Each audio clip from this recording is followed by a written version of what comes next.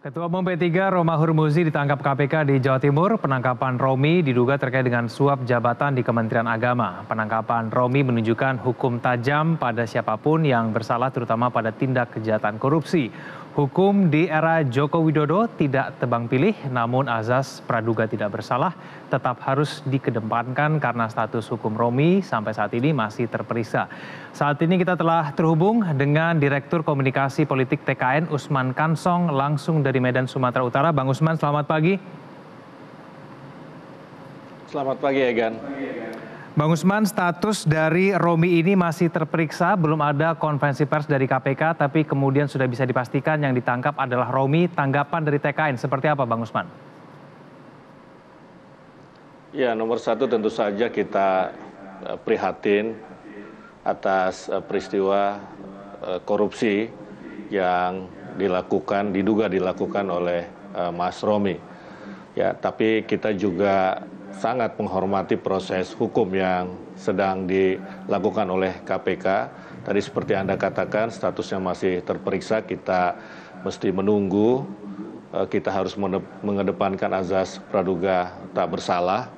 Dan yang ketiga, ini sekali lagi juga seperti Anda sampaikan menunjukkan bahwa hukum berlaku kepada siapapun, equality before the law itu berlaku, tidak tebang pilih, tidak seperti yang selama ini disampaikan bahwa hukum itu hanya tajam ke bawah tetapi tumpul ke atas. Ternyata hukum itu ya tajam ke atas dan ke bawah kemanapun, karena prinsip tadi persamaan di muka hukum. Dan pemerintah dalam hal ini Presiden Jokowi tentu saja karena menghormati proses hukum tidak akan melakukan intervensi.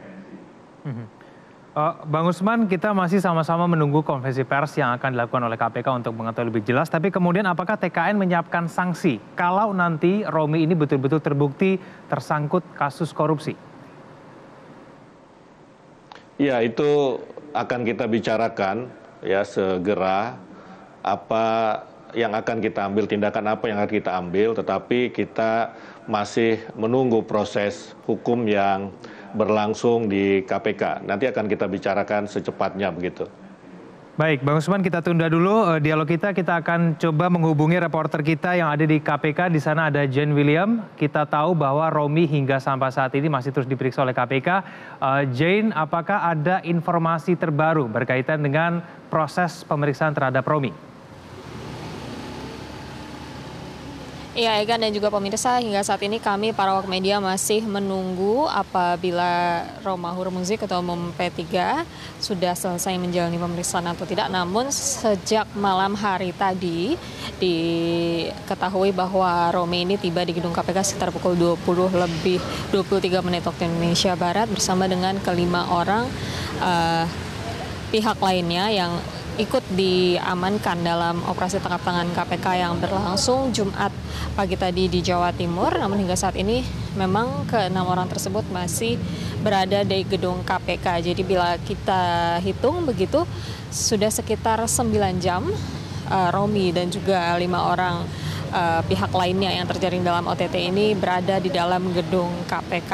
Dan hingga saat ini juga kami masih menunggu apabila ada pihak dari P3 ataupun pihak lainnya yang menyambangi gedung KPK. Namun untuk dari P3 kami belum melihat ada perwakilan yang datang begitu untuk memberikan keterangan.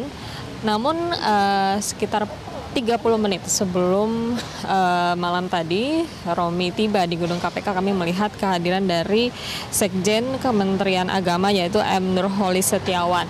Diduga juga bahwa M. Nurholis Setiawan ini juga akan dimintai keterangan begitu oleh KPK terkait OTT yang berlangsung di Jawa Timur ini.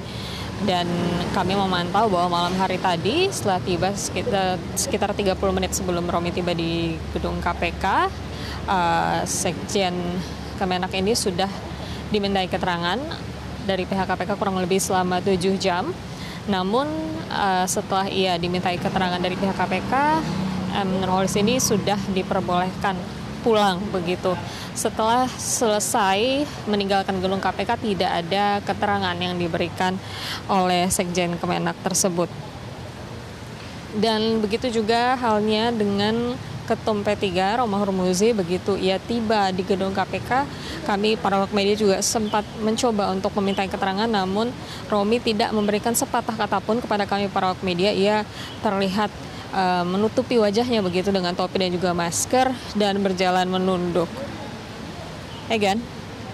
Baik, terima kasih atas informasinya, Jen Willem. Kita akan kembali ke Anda apabila ada informasi terbaru. Saya akan kembali berdiskusi dengan Usman Kansong. Bang Usman, seberapa besar sebetulnya pengaruh dari penangkapan Romi ini terhadap TKN maupun kampanye Joko Widodo ke depannya?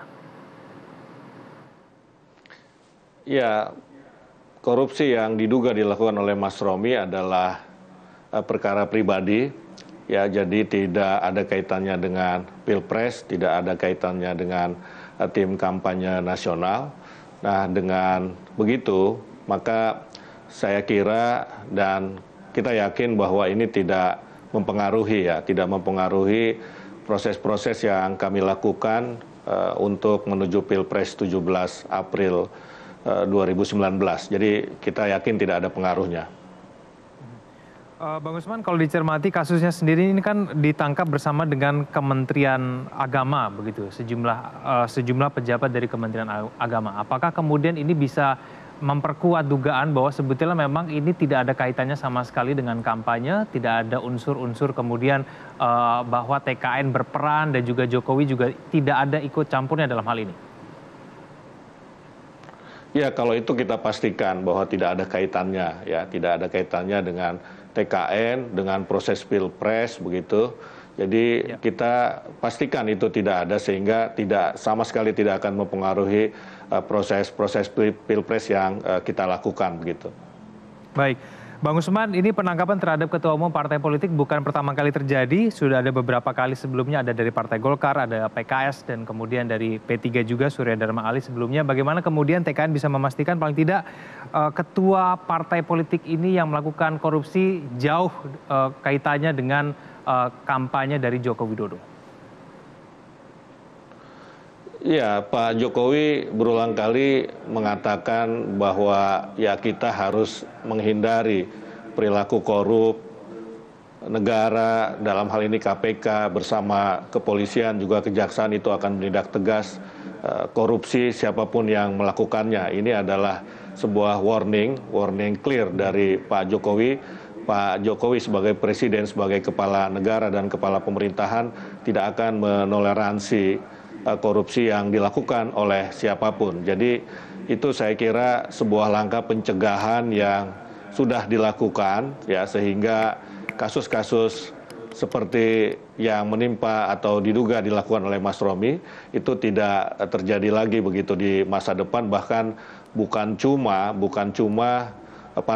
di partai-partai politik pendukung Pak Jokowi, tapi di semua partai politik yang ada di Indonesia, karena kita tahu bahwa partai politik itu memegang peran yang sangat penting dalam demokrasi di Indonesia. Nah, karena itu peran partai politik juga dan salah satu pilar demokrasi adalah penegakan hukum, pencegahan korupsi.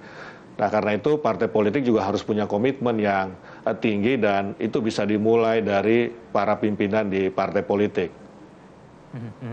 Baik, Bang Usman, ini kemudian strategi ke depan dari TKS sendiri untuk menghadapi sisa masa kampanye sampai pencoblosan akan seperti apa karena Romi sudah ditangkap? Iya, saya kira kita tidak ada perubahan yang terlalu berarti lah. Bahkan bisa kita katakan proses yang sudah kita rencanakan akan berlangsung seperti biasa. Ya, Pak Jokowi dalam beberapa hari terakhir berada di Sumatera Utara untuk melakukan kampanye. Hari ini juga ada beberapa deklarasi, ada pertemuan dengan tim kampanye daerah. Jadi proses-proses Pilpres tetap berlangsung seperti biasa, tidak ada strategi baru, tidak ada strategi khusus karena kasus ini. Karena sekali lagi seperti saya sampaikan bahwa kasus ini tidak ada kaitannya dengan Pilpres, tidak ada kaitannya dengan TKN. Ini adalah perkara ataupun urusan pribadi Mas Romi dan ini juga masih diperiksa oleh KPK begitu. Baik. Bang Usman, terakhir berarti bisa dipastikan bahwa Pak Joko Widodo betul-betul mendukung semua operasi yang dilakukan oleh KPK, siapapun kemudian yang diduga melakukan tindakan korupsi dipersilakan untuk dilakukan tindakan tegas. Iya, ada kasus sebelumnya yang menimpa salah satu menteri, Pak Jokowi, ya Menteri Sosial waktu itu. Pak Jokowi tidak melakukan intervensi apapun dan sekarang yang bersangkutan sudah menjalani proses hukum ya di KPK begitu, tidak ada sama sekali intervensi dan saya kira ini berlaku buat semua, tidak akan ada intervensi dari Presiden Jokowi. Baik, Bang Usman, terima kasih telah bergabung bersama kami di Metro Pagi Prime Time. Selamat pagi.